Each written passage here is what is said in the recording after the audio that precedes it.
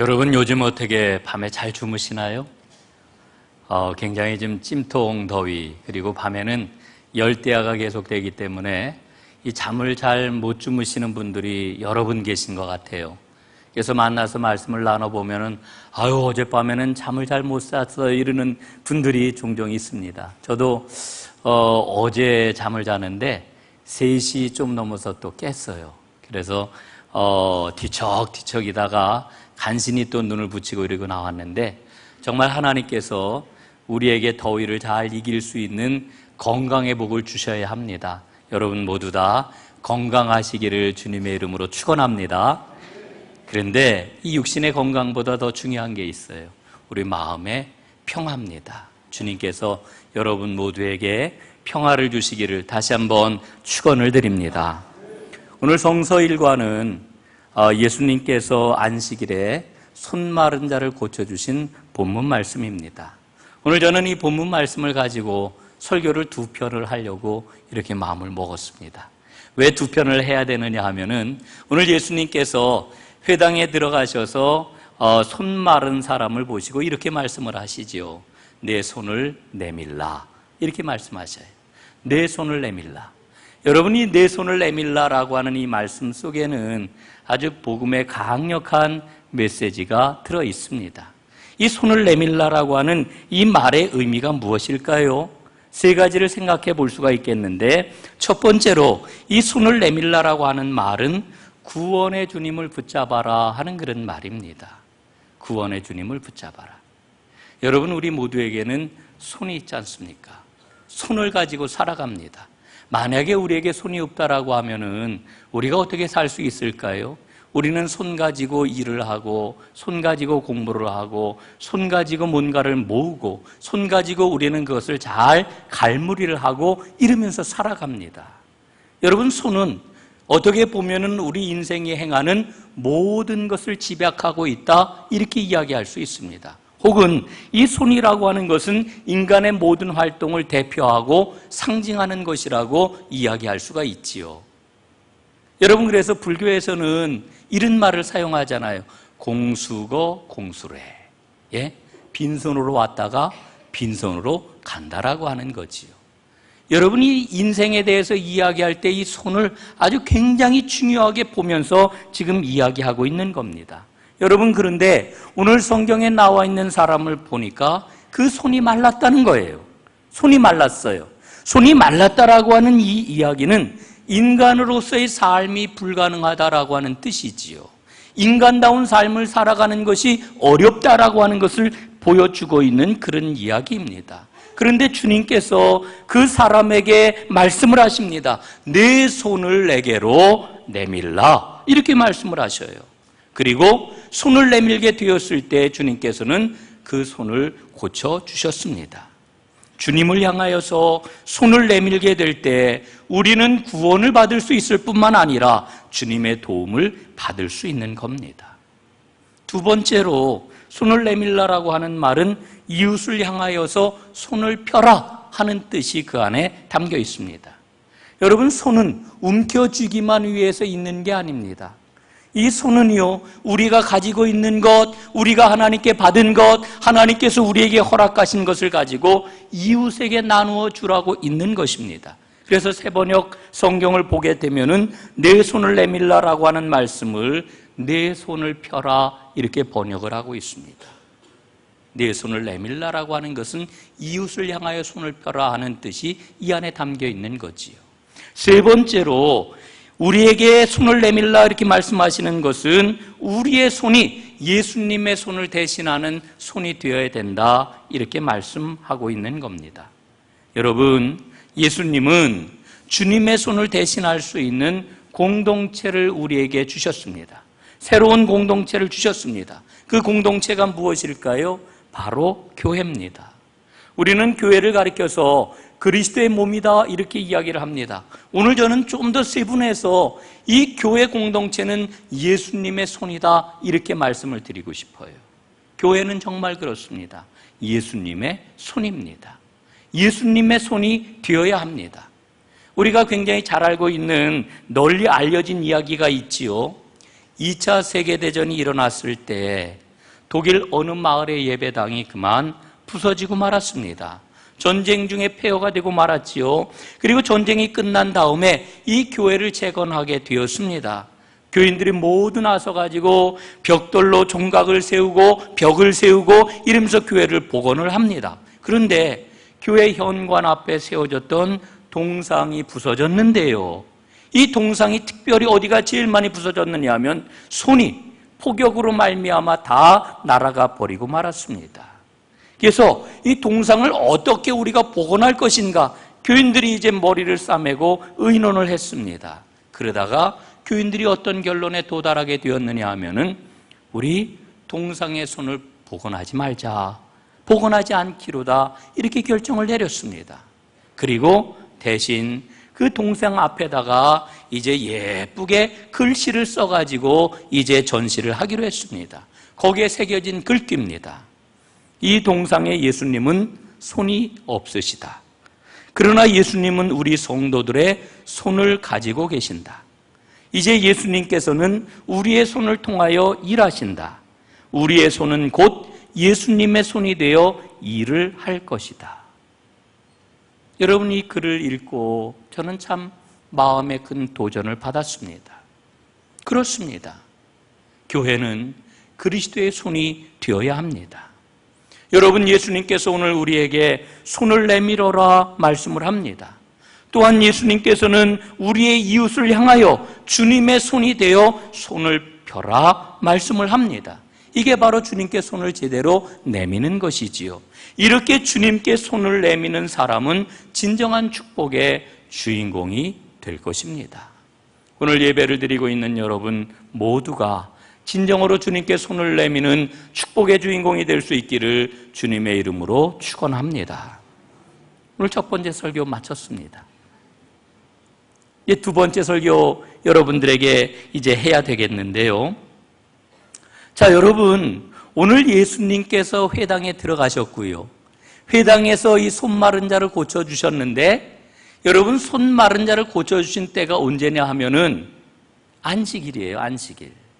여러분, 오늘 이 말씀은 따로 떨어진 말씀으로 읽어서는 안 됩니다. 오늘 우리가 읽고 있는 본문 앞에 보면은 1절부터 8절까지 어떤 내용이 기록이 되어 있습니까? 제자들이 밀밭 사이를 걸어가다가 그 밀 이삭을 따가지고 손으로 비벼가지고 그 이삭을 먹은 그런 이야기가 기록이 되어 있습니다. 그런데 그 밀 이삭을 비벼가지고 먹은 날이 언제였습니까? 안식일이었습니다. 그래서 이 유대인들, 특별히 바리새인들과 이 안식일 논쟁이 아주 격렬하게 붙었던 것을 우리는 보게 되는 거지요. 여러분, 오늘 말씀은 그 연장선에서 읽어야 됩니다. 안식일에 예수님께서 회당에 들어가서 손 마른 자를 고쳐주셨다라고 하는 것이 오늘 말씀의 핵심이고, 그 의미가 뭐냐라고 하는 것을 우리가 살펴봐야 되는 겁니다. 여러분, 이 회당은 유대인들에게는 어머니의 태와도 같은 곳입니다. 자궁과도 같은 곳이다, 이렇게 이야기를 할 수가 있습니다. 유대인들은 회당에서 율법을 배웠고요, 기도를 했고 예배를 드렸습니다. 뿐만 아니라 회당에서 여러 가지 모임을 가졌고 작은 재판을 하는 법정의 역할을 회당이 감당을 했습니다. 여러 가지 자료를 추산해 보면은요, 예수님 당시의 회당이 유다 전역에 약 480개에서 550개가량 있었다고 이렇게 이야기를 합니다. 유대인들은 안식일이면은 회당에 모였고, 그렇기 때문에 회당은 그들의 경건 생활, 예배 생활의 중심지였던 것입니다. 그런데 이 회당이 언제 생긴 것일까요? 여러분, 성경에 회당에 대한 이야기는 많이 나오지만 회당이 언제 생겼는지 명확하게 우리에게 일러주고 있지를 않습니다. 그래서 도대체 이 회당이 언제 생긴 것일까 궁금해가지고 우리가 찾아보지만 성경엔 자료가 없어요. 그러나 성경학자들이 추정을 하기를 회당의 기원은 멀리 바벨론 포로 시기까지 거슬러 올라간다, 이렇게 이야기합니다. 나라를 잃은 이스라엘 백성이 바벨론의 포로로 끌려갔지요. 성전은 다 무너졌습니다. 하나님을 섬길 길이 없어진 것입니다. 이러한 상황에서 이스라엘 백성이 어떻게 했을까요? 그들은 하나님의 말씀을 다시 읽기 시작을 했습니다. 하나님께 정성껏 다시 예배를 드리기 시작했습니다.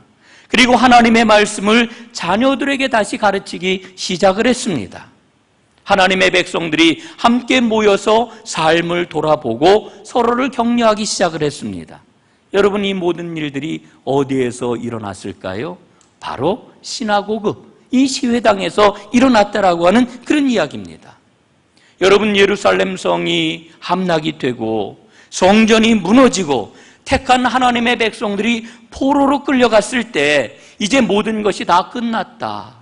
이제는 완전히 절망이다. 우리에게는 희망이 없다. 이런 그 생각을 가졌을 때에 여러분, 놀라웠게도 이스라엘은 그 절망의 자리에서 하나님을 찾기 시작을 했습니다.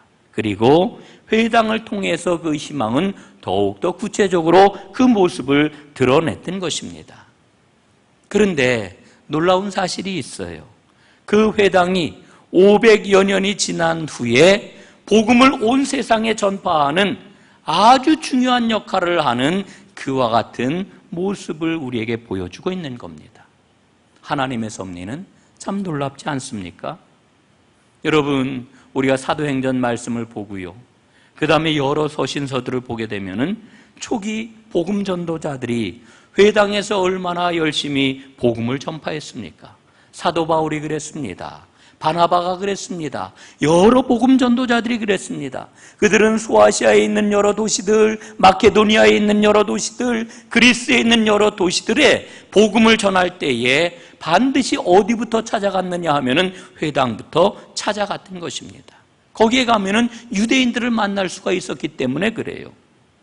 여러분, 유대인들은 아주 기나긴 세월 동안 민족적인 그런 그 고난을 엄청나게 당했던 그런 그 민족 아닙니까? 그래서 세계 각지로 다 흩어졌습니다. 그들의 고향 땅에서, 그들이 자라난 땅에서 더 이상 살지 못하게 되어가지고 흩어진 그런 그 백성이 되었습니다. 이렇게 흩어진 사람들을 가리켜 디아스포라라고 이렇게 이야기를 하지요. 여러분, 그런데 이 디아스포라는 그저 각지로 흩어져 가지고 근근히 목숨을 부지하는 이와 같은 사람들이 아니었습니다. 이 사람들은 어느 곳에 가든지 우리는 하나님의 백성이다, 우리는 하나님의 택함 받은 백성이라고 하는 정체성을 잊지 않고 그것을 붙잡고 살아갔던 것입니다. 그 구심점이 바로 회당이었던 거지요. 여러분, 이 회당이 처음 복음을 전할 때에 선교에 아주 중요한 전진기지 역할을 했던 것을 우리는 잘 알고 있습니다.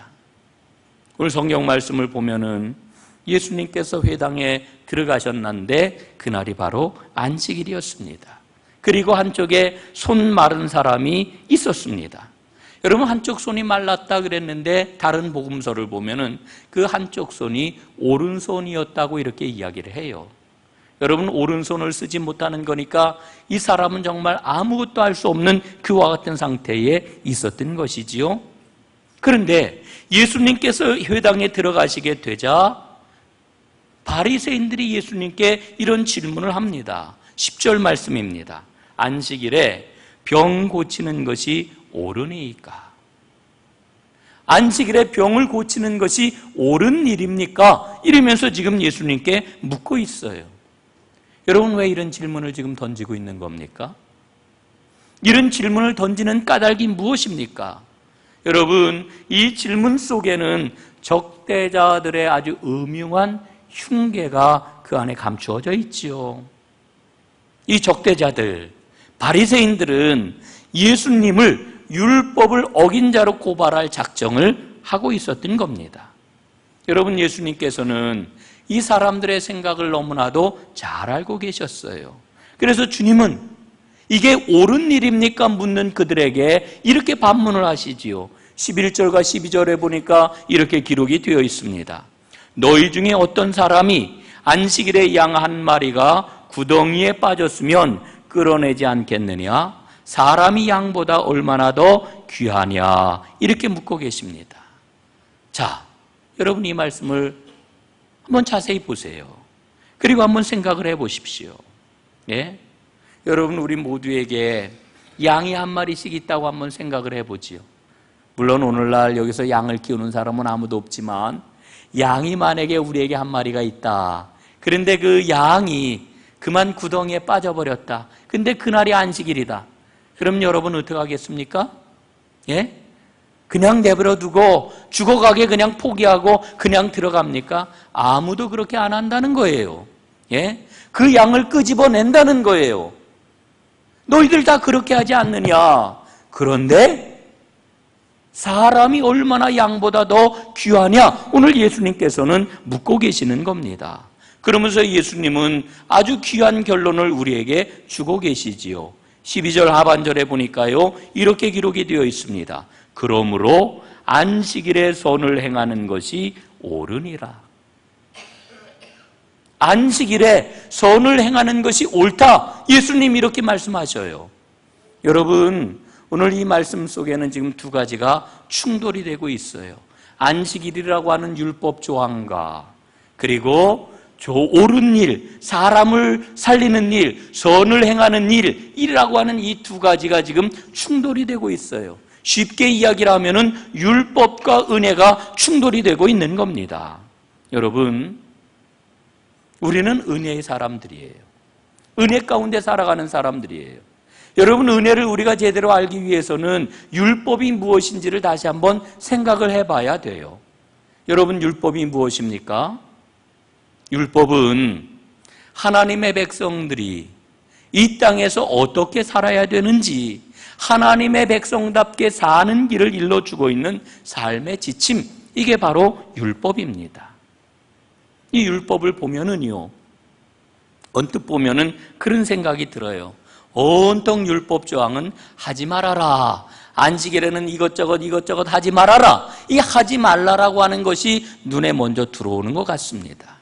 그래서 율법은 하지 말라고 하는 그 부정적인 것에 초점을 맞추고 있는 것처럼 우리는 쉽게 생각을 할 수 있습니다. 그러나 율법에는 궁극적인 목표가 있습니다. 꼴이 있습니다. 꼬린점이 있다라고 하는 그런 이야기죠. 여러분, 율법의 목표가 무엇일까요? 하라 하는 겁니다. 뭘 하라고 말씀하시는 걸까요? 한마디로 이야기를 하면은 하나님을 사랑하고 이웃을 사랑하라. 이게 율법의 꼬린점입니다. 율법의 목표라고 하는 그와 같은 이야기지요. 사랑하는 여러분, 율법은 궁극적으로 우리에게 하나님을 사랑하고 이웃을 사랑하는 길이 무엇인지를 일러주고 있습니다. 우리는 신앙생활을 하면서 이것이 죄냐 아니냐라고 하는데 많은 초점을 맞추는 경향이 있습니다. 물론 죄가 뭐냐라고 하는 것을 분별하는 거 참 중요합니다. 그러나 우리의 신앙은 문자적인 율법주의에 머물러 있어서는 안 됩니다. 이거는 그저 단순하게 죄이기 때문에 이건 금해야 된다, 하지 말아야 된다, 이게 신앙의 전부가 아니라고 하는 이야기입니다. 여러분, 신앙은 더 적극적이고 더 능동적인 삶으로 우리를 인도합니다. 여러분, 쉽게 한번 에베소서 말씀을 통해서 생각을 해볼까요? 에베소서 4장 21절, 23절에 보면은 이렇게 기록이 되어 있습니다. 요약을 하면 이런 내용입니다. 옛사람을 벗어버리고 새사람을 입으라. 옛사람을 벗어버리고 새사람을 입으라. 벗으라. 그 다음에 입으라. 여러분, 이게 우리 하나님께서 우리에게 주시는 그런 말씀의 내용입니다. 여러분, 오늘 예수님께서는 너희의 손을 내밀라 이렇게 말씀하셔요. 우리의 손을 내밀어 주님의 손을 붙잡은 사람은 어떤 사람이냐? 옛사람을 벗어버린 사람이요 동시에 새 사람을 입은 사람이라고 하는 것을 우리가 잊지 말아야 됩니다. 여러분, 이왕 에베소서 말씀을 이야기를 했으니까 좀 더 자세하게 살펴보도록 하지요. 에베소서 4장 25절부터 29절 말씀을 한번 보세요. 요약을 하면은 이런 내용입니다. 거짓을 버리고 참된 것을 말하라. 도둑질을 버리고 구제할 수 있도록 내 손으로 선한 일을 하라. 더러운 말은 입 밖에도 내지 말고 선한 말로 은혜를 끼치게 하라. 율법은 하지 말아라 하는 부정적인 표현으로 우리에게 다가오지만 옛사람을 벗어버린 우리는 새 사람이 되어서 하나님의 사랑에 힘입어서 적극적인 선을 행하여야 된다, 이렇게 말씀해 주고 있는 겁니다. 여러분, 이렇게 옛사람을 벗어버리고 새 사람을 입은 진정한 하나님의 손을 붙잡은 하나님의 사람들이 되시기를 간절히 바랍니다. 여러분, 오늘 예수님께서 적대자들에게 하시는 말씀을 한번 생각을 해 보십시오. 11절에 보니까요, 너희 중에 어떤 사람의 양 한 마리가 안식일에 구덩이에 빠졌으면 끌어내지 않겠느냐. 여러분, 앞에서 살펴본 말씀이지만은 너무나 당연한 이야기입니다. 누구나 다 그렇게 할 것입니다. 그래서 예수님은 한 걸음 더 나아가 말씀을 하시는 거죠. 하물며 사람이 얼마나 더 귀하냐, 이렇게 말씀합니다. 사람이 얼마나 더 귀하냐. 여러분, 사람 귀한 줄을 알아야 사람답게 살아가는 거지요. 사람 귀한 줄을 모르면은 사람답게 사는 게 아닙니다. 그런데 우리가 살고 있는 세상은 사람 귀한 것을 자꾸만 살아가지 못하도록 우리를 압박을 해요. 그래서 사람답지 못하게 살아가는 사람들이 너무나 많이 생겼습니다. 여러분, 오늘 이 말씀을 마음에 새기면서 저는 깊이 깨닫는 게 있어요. 그게 뭐냐 하면은 세상 모든 사람은 다 내 사람이다. 우리 예수님이 이렇게 말씀하고 계시다는 거지요.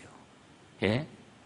하물며 사람이 얼마나 더 귀하냐, 이렇게 말씀하실 때 예수님께서는 이 세상에 있는 모든 사람들은 다 내 사람이다, 이렇게 말씀을 하시는 거예요.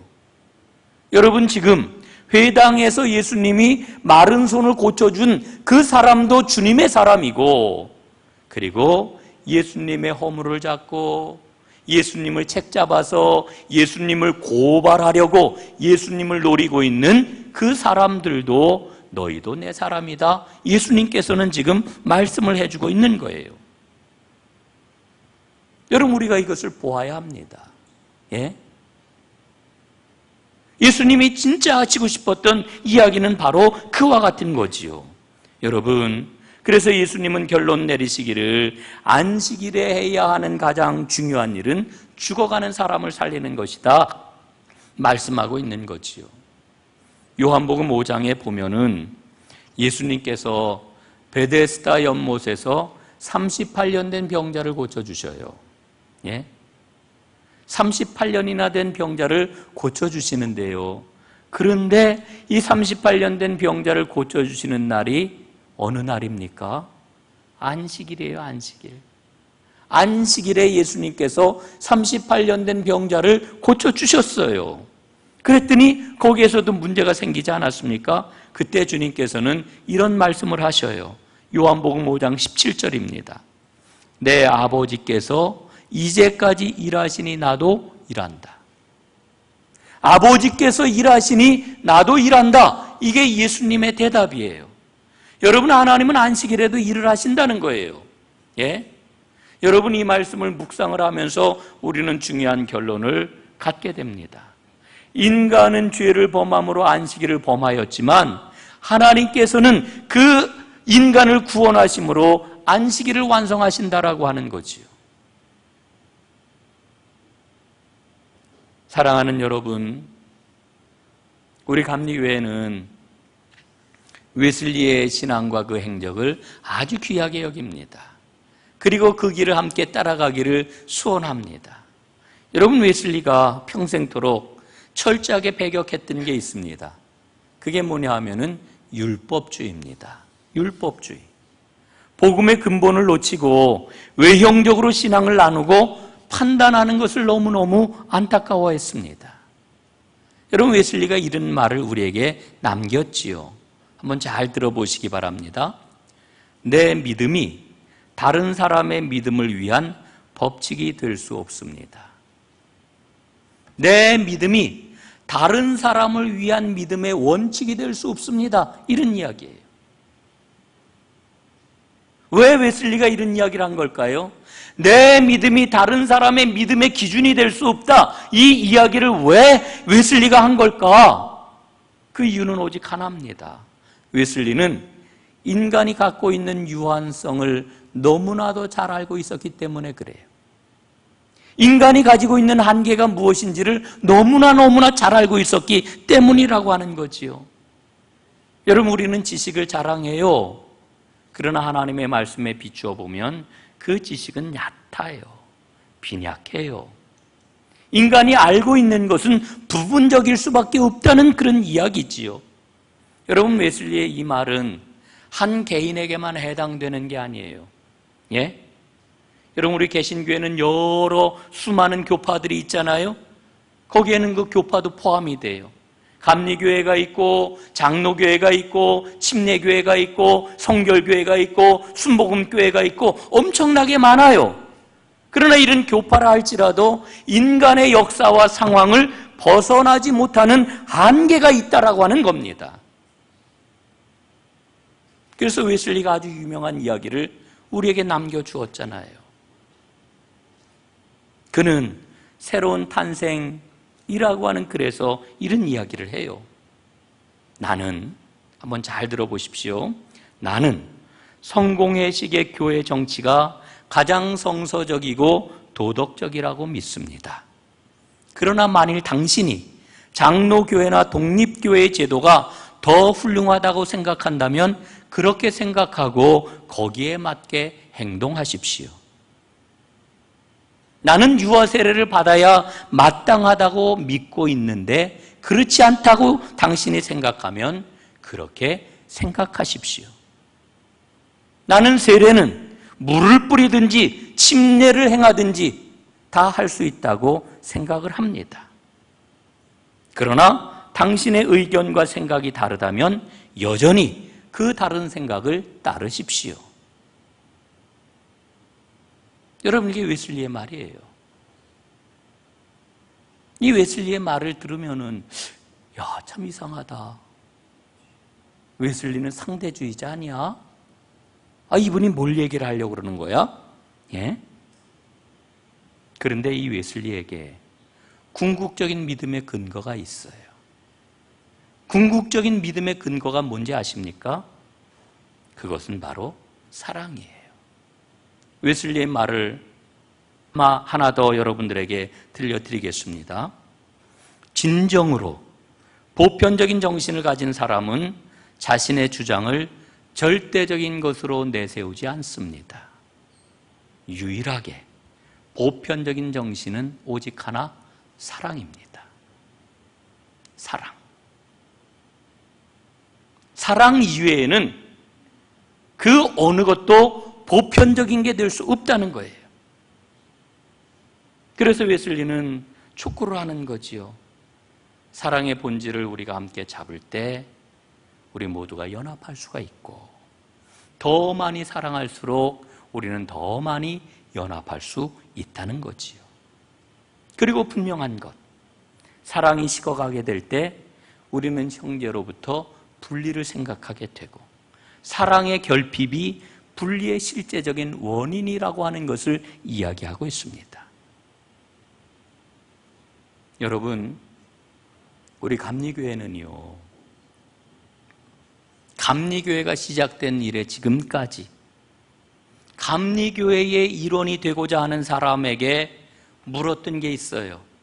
뭘 물었는지 아십니까? 당신이 믿고 있는 교리적인 믿음의 체계가 무엇입니까? 그걸 한번 고백해 보십시오. 이런 물음을 한 번도 던진 적이 없습니다. 오직 하나, 당신은 그리스도의 사랑을 믿습니까? 당신에게는 그리스도의 사랑이 있습니까? 오직 이 사랑, 그리스도의 사랑 한 가지만을 물었습니다. 이게 감리교 정신이에요. 여러분, 예수님께서 구약의 모든 말씀을 한마디로 요약해 주셨잖아요. 뭐라고 요약을 해 주셨습니까? 주 너의 하나님을 사랑하고 내 이웃을 내 자신과 같이 사랑하라.